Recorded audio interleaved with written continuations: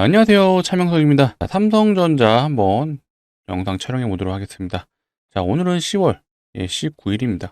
또 우리는 월요일장을 대비해야 되기 때문에 영상을 봐주시는 우리 구독자분들은 삼성전자 주주분들 모두 공부하시는 투자자잖아요. 영상을 보시는 만큼 분명히 얻어가시는 게 있을 수 있게끔 제가 다 준비를 해놨습니다. 여러 가지 어쨌든 좋은 내용들이 주말 사이에 또 나왔던 것 같아요. 자, 한 기업 총수들 트럼프와 골프를 쳤다라고 하죠. 우리나라 재계 총수들이 이제 대부분 다 참석을 했던 것 같은데, 자, 우리는 삼성전자 이재용 회장이 가는 게 가장 중요하죠. 일단은 이재용 회장도 참석을 했고, 최태원 회장도 참석을 했고, 나머지 현대차, LG, 하나 이쪽 총수들도 참석을 했다라고 합니다. 여기서 어떤 얘기를 했는지는 사실 예상은 돼요. 그래서 우리는 요 내용도 한번 다뤄볼 거고요. 자, 요건 또 오늘 나온 기사예요. 자, 메모리가 다 말랐다.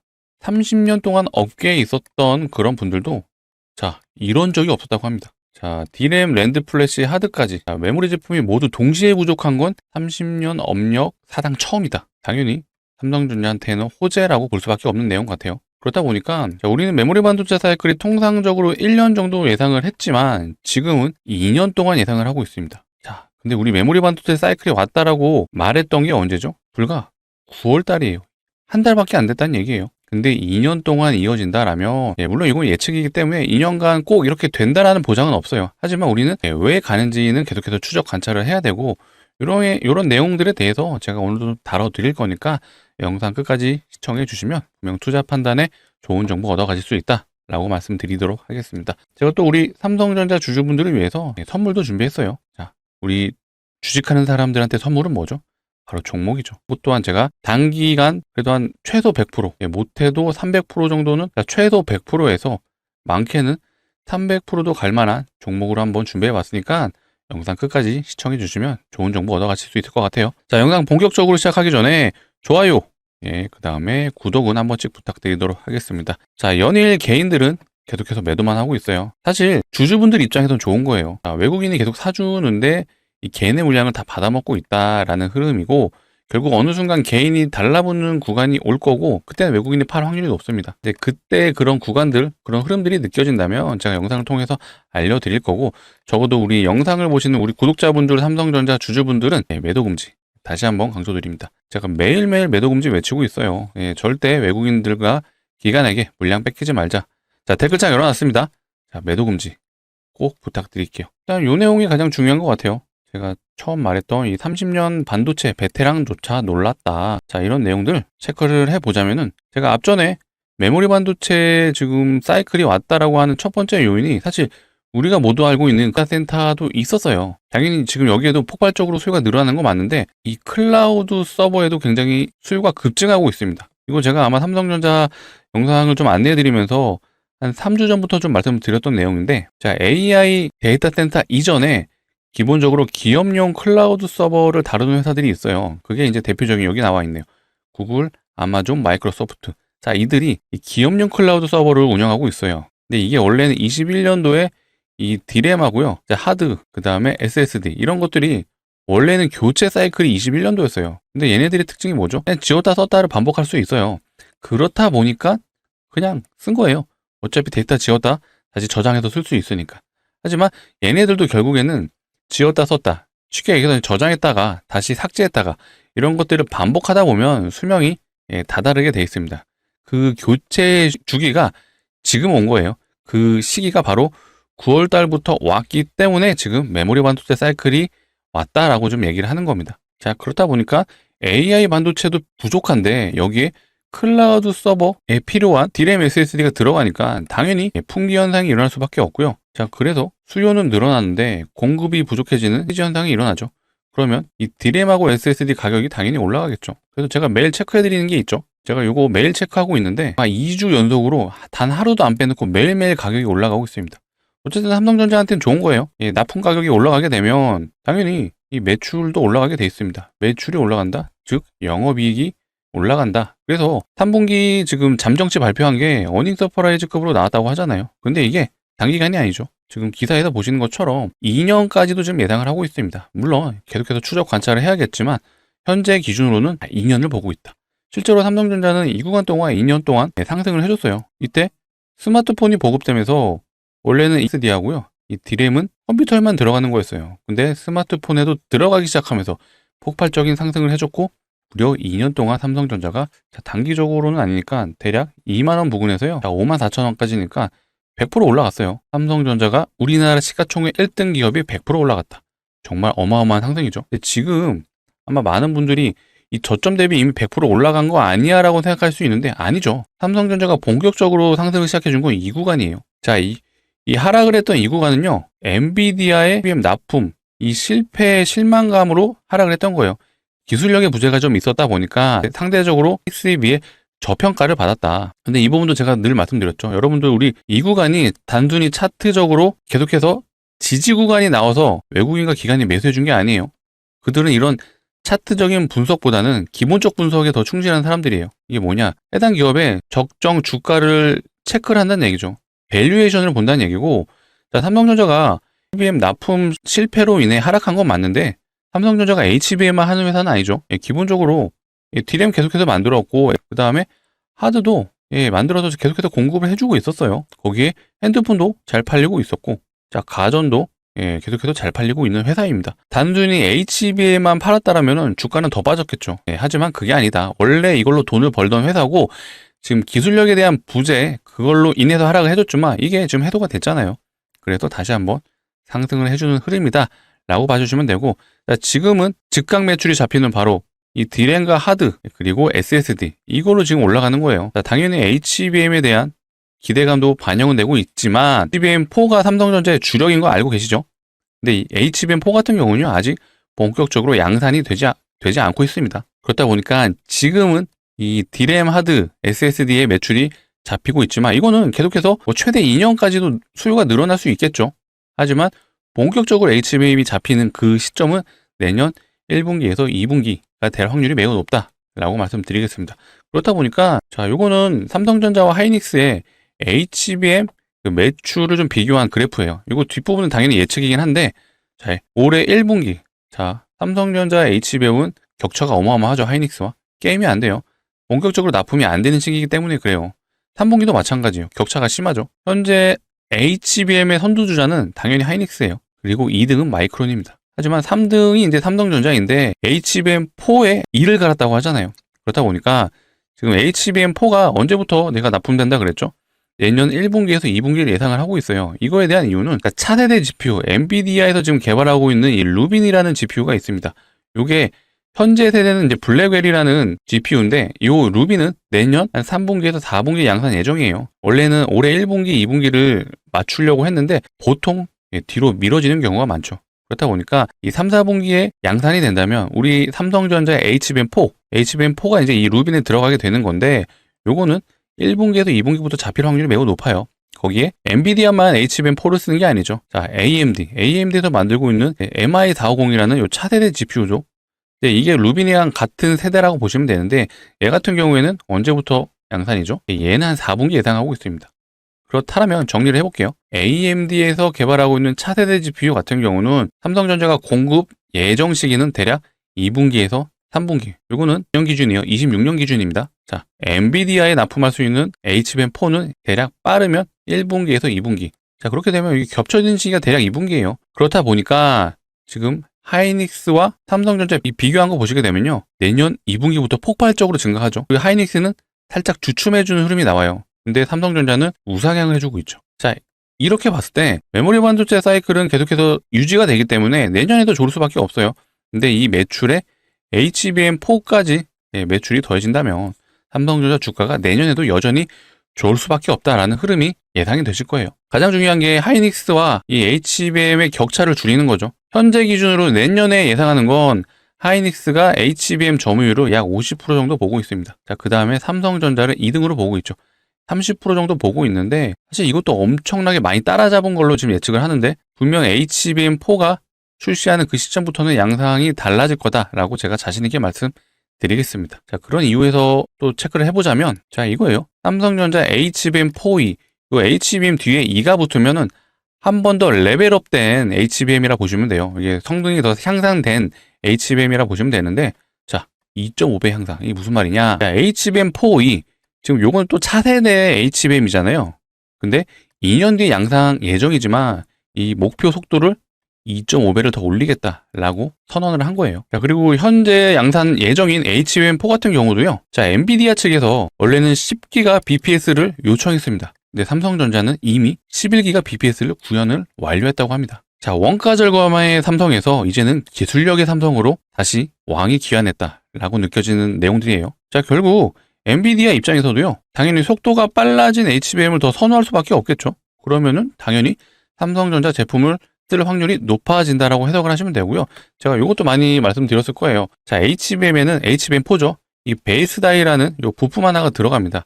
요게 삼성전자는 자체적으로 해결을 하고 있는데 하이닉스 같은 경우에는요. TSMC에 위탁을 한다고 하죠. 공정 하나를 위탁을 하다 보니까 그렇게 되면 어떤 차이가 나죠? 당연히 타 회사에 파운드리를 맡기게 되면 단가가 올라가죠. 하지만 삼성전자는 자체적으로 해결을 한다?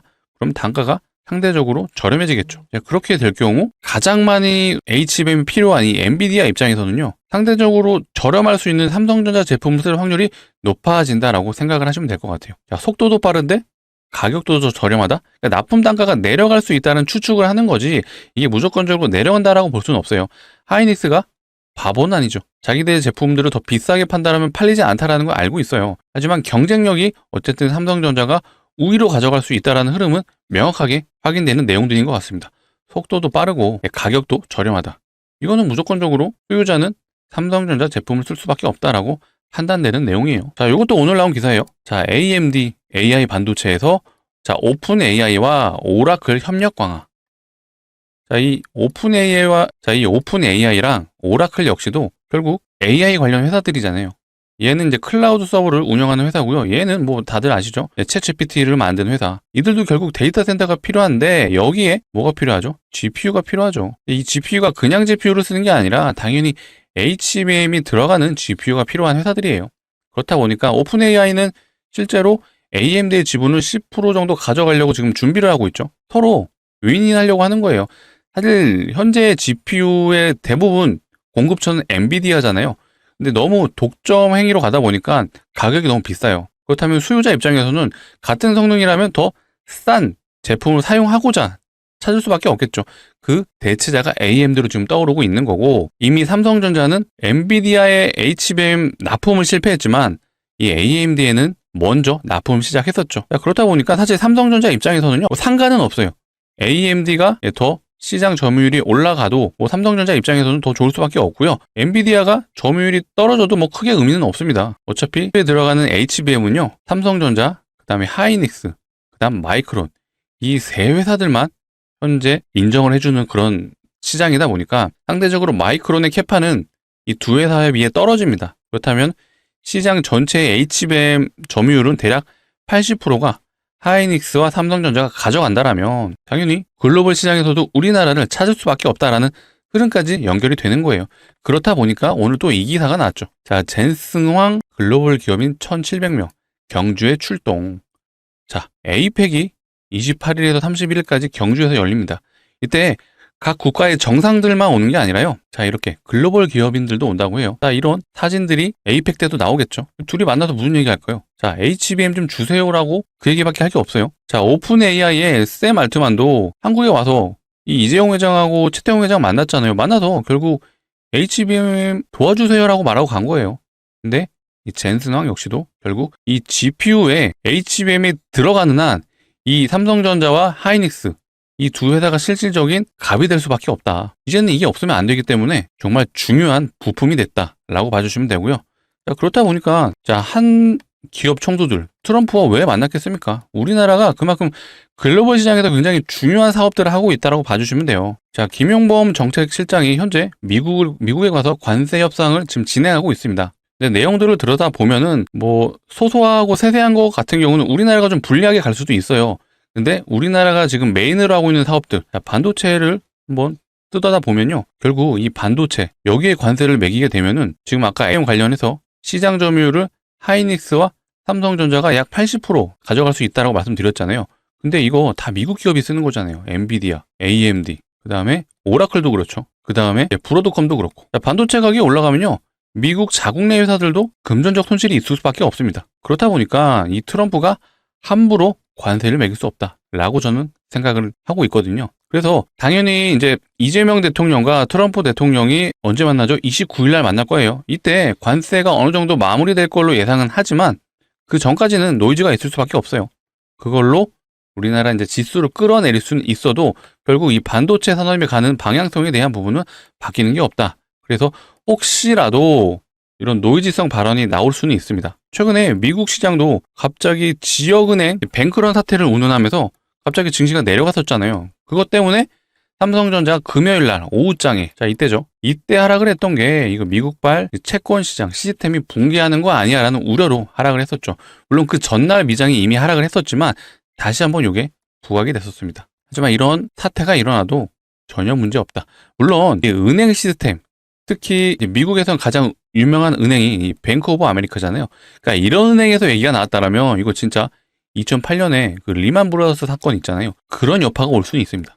하지만 지역은행이었다. 이거는 2023년에도 이런 얘기가 있었습니다. 하지만 그때도 리만을 운운하긴 했지만 조용히 넘어갔다. 그렇기 때문에 이런 내용들이 있다라면 제가 최대한 빨리 우리 구독자분들을 위해서 제가 영상 촬영해서 업로드 해드릴 거예요. 그렇기 때문에 우리 삼성전자 주주분들, 우리 구독자분들 아니시라면 구독 한 번씩 눌러주셔서 앞으로 제가 매번 새로운 영상이 올 때마다 한 번씩 영상 봐주시면 분명히 투자 판단에 좋은 정보 얻어갈 수 있다라고 말씀드리도록 하겠습니다. 자, 구독을 아직도 안 눌러주셨다면 구독 눌러주시고 좋아요도 한 번씩 부탁드릴게요. 자, 이런 내용도 있어요. 자고 일어나면 돈 복사.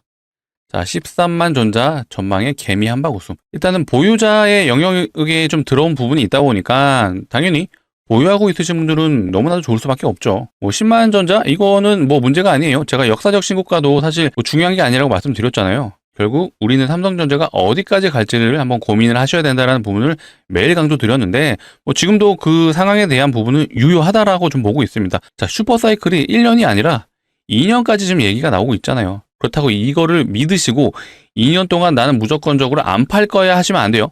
자, 우리는 공부하는 투자자로서 삼성전자가 지금 왜 올라가는지 계속해서 추적 관찰을 하고 있잖아요. 그러니까 이런 내용들을 계속해서 하시면서 이제는 고점이 올 수도 있겠다라고 하는 순간이 필연적으로 옵니다. 자, 삼성전자 이 코로나 팬데믹 때 고점을 찍었을 때 시기를 보세요. 자, 이때 사실 이 구간에서는 개인들이 많이 매수를 안 했었어요. 근데 이 구간에서부터는 본격적으로 개인들이 매수세가 들어오기 시작했죠. 10만 원 넘어간다는 얘기가 나오면서 그때부터 이탈을 하기 시작했습니다. 그러니까 이런 상황들이 언제든지 나올 수 있거든요. 그런 내용들이 나온다면 제가 영상을 통해 당연히 다뤄드릴 건데 아직까지 지금 이런 현상을 우려할 때는 아니다라고 제가 요건 자신 있게 말씀드릴게요. 자, 삼성전자의 미래 먹거리는 또 뭐가 있죠? 파운드리가 있어요. 지금 앞으로 매출이 나올 수 있는 거 요거는 거의 확정적이라 보시면 됩니다. 메모리 반도체 사이클 어쨌든 내년 여름까지는 이어질 거예요. 어디에 들어가죠? AI 반도체 필요하잖아요. 이 데이터 센터 들어가고 있고요. 클라우드 서버에도 지금 계속해서 수요가 이어지고 있습니다. 그러니까 요거에 대한 부분은 변화가 없어요. 계속해서 내년 여름까지 이어진다라고 봐주시면 되는데 거기에 추가적으로 아까 HBM의 차세대 GPU 요거 엔비디아 루빈 그 다음에 AMD의 MI450 요거 양산되면은 삼성전자 HBM4 여기 들어가잖아요. 요거에 대한 매출도 필연적으로 나올 수밖에 없는 애들이에요.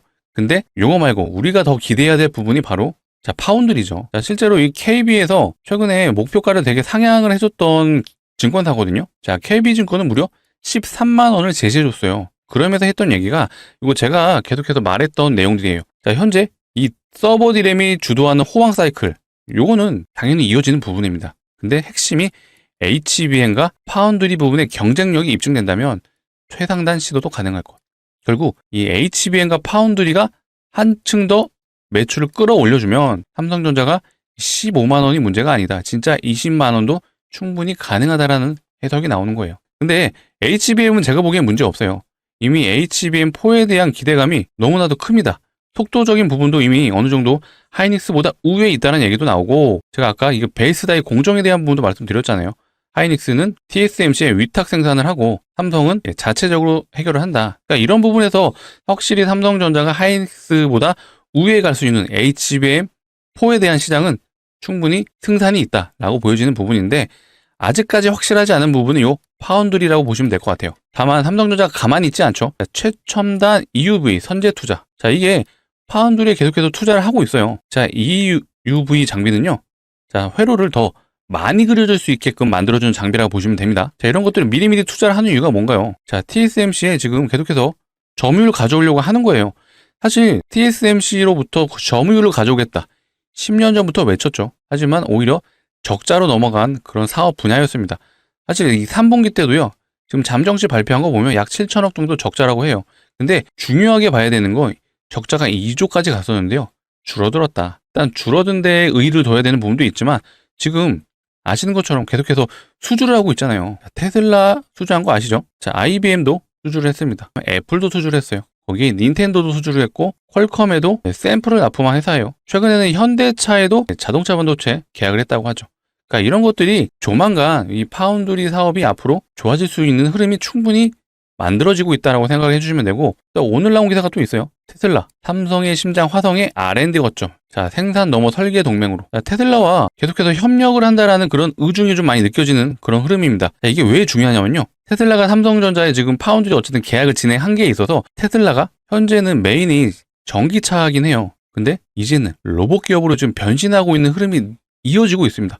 실질적으로 테슬라가 삼성전자에 파운드리 위탁한 것 중에 대다수가 이 휴머노이드 로봇에 들어가는 거예요. 테슬라 로봇 부품 대량 주문, 휴머노이드 양산 초읽기. 자, 이게 왜 중요하냐면요. 이 로봇이 이제는 먼 미래가 아니에요. 당장 내년부터 나올 수 있는 그런 기사들이 쏟아져 나오고 있습니다. 자, 반도체가 들어가는 그런 요소들이, 산업들이 로봇에도 지금 생긴다라고 봐주시면 될 것 같아요. 자, 로봇이 조만간 나온다. 실제로 삼성전자 역시도요. 로봇자 회사, 이거 어디죠? 레인보 로보틱스잖아요. 산업용 휴머노이드가 내년에 출시한다고 합니다. 자, 이거예요. 이게 뭐 5년 뒤, 10년 뒤가 아니라 당장 내년입니다. 내년이어봤자 이제 2달밖에 안 남았죠. 자, 이렇게 시대적 흐름이 정말 엄청난 속도로 바뀌고 있다. 우리는 그 한가운데 중심인 삼성전자가 앞으로 계속 올라갈 수밖에 없는 그런 내용들을 모두 다 지금 체크를 하고 있습니다. 그렇기 때문에 앞으로 삼성전자가 일단 현재 기준으로는 매출의 피크치가 예상되는 부분은 우리가 매번 제가 강조드렸죠. 내년 2분기에서 3분기가 될 확률이 매우 높은데 변수들은 늘 존재해요. 파운드리 사업이 얼만큼 올라올 수 있느냐, 이것도 굉장히 중요해요. 이게 매출이 계속해서 증가를 한다면 이 파운드리 사업이 현재 TSMC 같은 경우에는요. 시장 점유율이 약 60%에서 플러스 마이너스 되고 있거든요. 삼성전자 같은 경우는요. 대략 10%에서 플러스 마이너스예요. 적게 보면 한 7% 정도 보는 경우도 있더라고요. 격차가 거의 10배 가까이 납니다. 여기서 이 점유율의 반의 반만 가져온다고 하더라도 삼성전자 매출이 폭발적으로 상승할 수 있는 요소가 된다라고 봐주시면 될 것 같아요. 그러면 현재 매출에 대한 기대감이 가장 큰 게 이 메모리 반도체, 그 다음에 내년부터 본격적으로 양산될 이 HBM4에 대한 이런 기대감인데, 여기에 파운드리까지 들어간다면 삼성전자가 단순히 이 사이클에서만 끝나는 게 아니라 파운드리 사업으로 인해서 한 번 더 점프를 할 수 있는 그런 흐름이 이어질 수 있다라고 우리는 생각해 주시면 될 것 같아요. 물론 파운드리를 지금 당장 앞으로도 좋을 거야 라고만 예상을 하지 언제 좋아질지는 몰라요. 수주를 하고 있는 모습들, 그리고 분기별로 매출이 발표되는 그런 내용들을 보면서 우리는 체크를 해야 되는 거니까 지금 당장 우리가 단정 짓긴 어렵다라고 생각을 해주시면 될 것 같습니다. 그래서 뭐 삼성전자가 어디가 고점이고 뭐 예를 들어 13만 원이 고점이니까 이때부터 파세요, 이런 내용들은 의미가 없어요. 결국 시간이 흘러가면서 삼성전자가 매 분기 때마다 어떤 식으로 매출이 나오는지 그걸 우리는 추적 관찰할 필요가 있다. 그러니까 이런 내용들에 대해서는 제가 매번 다뤄드릴 거니까 영상 많이 봐주시고요. 그러려면 구독을 해주셔야 된다. 아직도 안 눌러주신 분들은 구독 눌러주시고 좋아요도 한 번씩 부탁드리도록 하겠습니다. 제가 선물 하나 드린다고 했는데 사실 요거예요. 결국 삼성전자가 지금 계속해서 매출이 올라가고 있는 건 알고 계시잖아요. 얘네 왜 올라가고 있죠? D램 수요 계속 늘어나잖아요. SSD 수요 계속 늘어나잖아요. 이 메모리 반도체 사이클이 왔기 때문에 올라가는 거예요.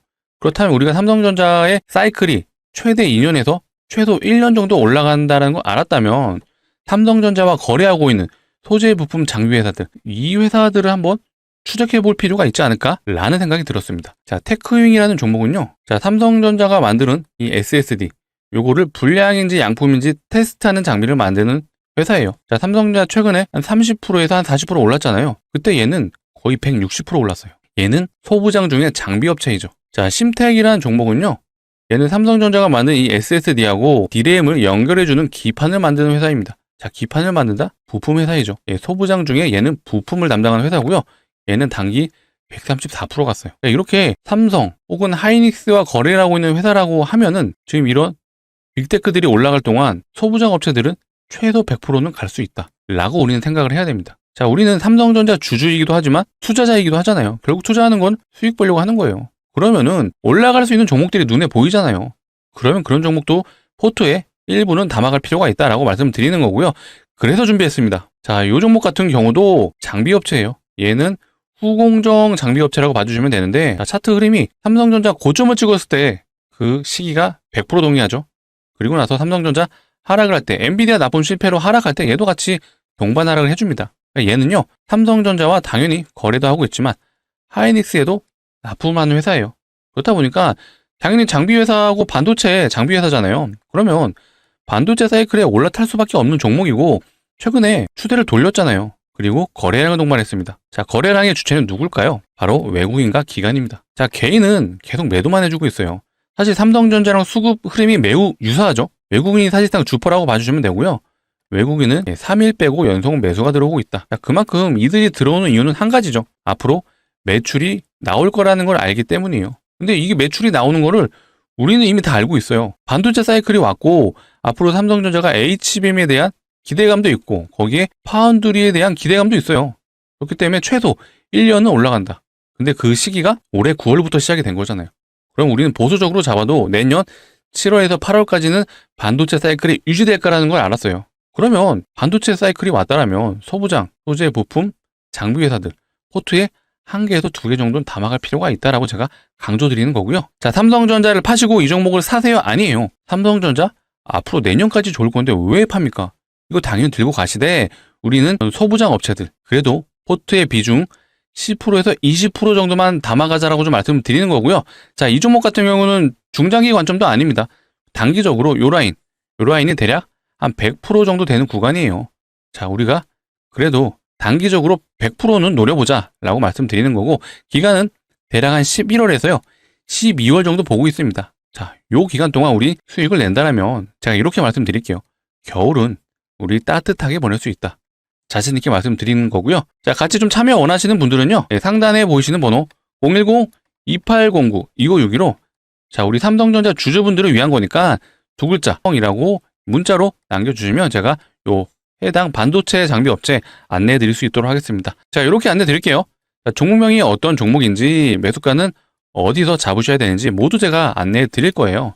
그래서 오늘이 이제 일요일입니다. 일요일 지금 오후가 넘어가고 있는데 지금 최대한 빨리 좀 문자를 주시게 되면 제가 내일 규장에서는 한번 잡아볼 수 있게끔 안내 드릴 수 있도록 하겠습니다. 자, 간혹 이러신 분들이 있어요. 조금 올라가는 거 보고 사면 안 돼요? 안 되죠. 아까 심택 얘 단기 130% 넘게 간 거 보셨죠? 그냥 90도로 올라가죠. 아까 테크인 얘는 단기 160% 갔습니다. 얘도 90도로 올라갑니다. 그러니까 이 종목도 이미 외국인과 기관은 매집이 끝났어요. 그럼 무슨 말이죠? 출발할 일만 남았어요. 월요일에도 반도체가 무조건적으로 좋습니다. 이미 금요일날 미장이 상승을 해줬기 때문에 우리나라 역시도 갭상승으로 대다수의 종목이 특히 반도체 종목들이 출발을 할 거예요. 그렇다 보니까 우리는 최대한 빨리 상승을 하기 전에 종목을 잡아보자라고 좀 말씀을 드리고 지금 상단에 보이시는 번호 010-2809-2561로 두 글자 삼성이라고 남겨주시면은 제가 최대한 빨리 확인되는 대로 안내 드릴 수 있도록 하겠습니다. 우리 늦어도 내일 정규장에선 잡아보자라고 제가 강조 드릴게요. 자, 번호 12 누르시기 귀찮으시기 때문에 자, 영상 하단에 보시면요 이 더보기란이라고 있습니다. 요거를 눌러주시게 되면 요 파란색 링크 하나 나오시거든요. 이게 뭐 스팸이 가는 이상한 링크는 아니고요. 상단에 보이시는 번호랑 요 링크 뒷자리랑 정확하게 일치를 합니다. 그래서 핸드폰에서만 동작을 하고요. 핸드폰에서 눌러주시게 되면 바로 문자를 보낼 수 있는 창으로 자동으로 이동을 해요. 거기서 두 글자, 우리는 삼성전자 주주니까요. 삼성이라고 두 글자 남겨주시면 제가 확인하는 대로 최대한 빨리 안내 드릴 수 있도록 하겠습니다. 다시 한번 강조드리지만 우리는 늦어도 내일 장에는 꼭 잡아보자 라고 말씀드릴게요. 자, 일단은 단기적으로 이렇게 에이펙 일정이 다가오고 있다 보니까 일정이 얼마 안 남았어요. 그러니까 이거 관련된 내용들도 우리는 계속해서 추적 관찰을 해야 되고요. 일단은 트럼프가 우리나라 관세 문제도 있지만 뭐가 있죠? 중국과도 문제가 좀 있는 상황이에요. 그렇기 때문에 이때 트럼프와 시진핑이 만나겠죠. 그리고 나서 중국과 미국의 어떤 무역 관련 트러블이 어느 정도 해소가 된다라면 우리나라 증시 역시도 다시 한번 우상향할 수 있는 그런 흐름이 이어질 수 있다라고 생각해 주시면 될 것 같아요. 단기적으로 지금 미국이 좀 여러모로 좀 안 좋은 요소들이 있어요. 뭐가 있죠? 현재 셧다운 상태예요. 지금 셧다운이 10월 1일부터 지금 시작이 됐는데 지금 역사상으로 네 번째로 긴 셧다운 흐름이라고 합니다. 이게 처음에는 문제가 없다라고 판단을 했는데 길어지면 길어질수록 사실 안 좋죠. 그리고 미국은 지금 중국과도 무역 트러블을 일으키고 있고 요거 관련해서는 제가 앞전에도 길게 가진 않을 거다라고 말씀드렸던 이유가 결국 중국산 제품을 관세를 매기면 인플레이션이 일어날 수밖에 없어요. 인플레이션이 일어난다? 그럼 미국이 금리를 못 내리죠. 금리를 못 내린다? 그러면 미국 증시도 하락을 할 거고요. 그렇게 되면 경기도 안 좋아질 거고요. 그렇게 되면 내년에 있을 중간 선거에서 미국의 공화당이 필패를 하겠죠. 그러면 트럼프는 할 수 있는 게 아무것도 없다. 그렇기 때문에 중국과 길게 갈 수 없다라는 결론이 나왔다라고 제가 몇 번이고 강조를 드렸죠. 그 다음에 최근에 있었던 세 번째는 지역은행 관련 뱅크런에 대한 노이즈가 나오면서 목요일 증시죠. 목요일 날 미장이 하락을 했었다. 근데 요거는 어느 정도 그냥 해프닝으로 넘어가는 분위기예요. 그렇다면 이 셧다운, 그 다음에 중국과의 무역 트러블, 그 다음에 우리나라 관세 이런 것들도 계속해서 추적을 해야 된다라고 말씀을 드리고요. 이게 왜 중요하냐면 결국 삼성전자는 우리나라 1등 기업이잖아요. 시가총액이 가장 크기 때문에 무조건적으로 증시의 영향이 가장 큰 종목이라고 봐주시면 됩니다.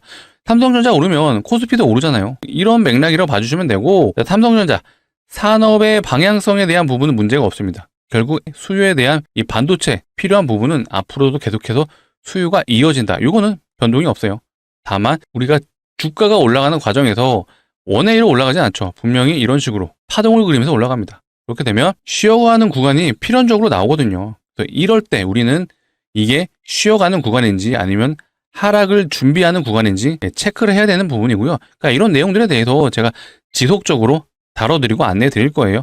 그렇다면 우리 삼성전자 주주분들이 해주셔야 될 건 바로 뭐다? 구독이다. 마지막으로 부탁드릴게요. 아직도 구독 안 눌러주셨다면 구독 눌러주시고 좋아요도 한 번씩 부탁드리도록 하겠습니다. 영상이 좀 길어졌는데 좀 여러 가지 내용을 다뤄드리려고 하다 보니까 많이 길어진 것 같습니다. 앞으로도 정말 도움될 만한 내용 안내해 드릴 거니까요. 영상 많이 시청해 주시고 투자 판단에 좋은 정보 얻어가셨으면 좋겠습니다. 자, 감사합니다.